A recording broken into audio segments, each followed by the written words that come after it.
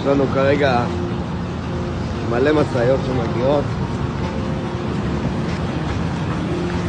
מלא משאיות ביד בנימין. חבר'ה, לרוץ ליד בנימין.